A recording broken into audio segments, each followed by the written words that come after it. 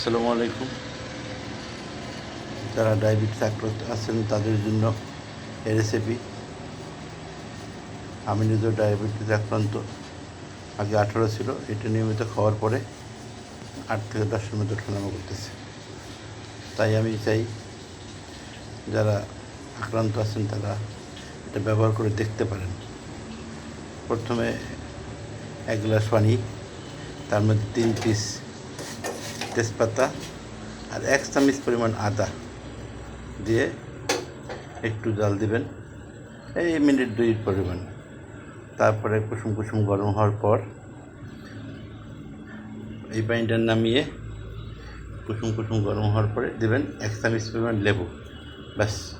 কিন্তু প্রচণ্ড গরম মধ্যে লেবু দিলে লেবুটা নষ্ট হয়ে যাবে, তাই দেবেন একটু ঠান্ডা হওয়ার পরে।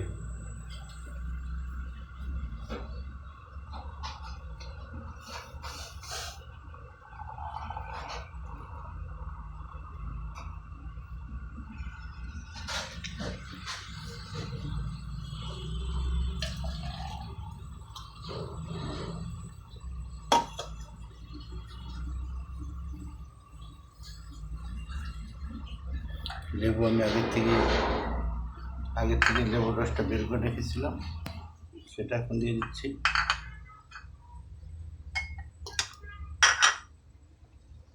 ব্যাস, হয়ে গেল রেসিপি। আপনারা এটা প্রতিদিন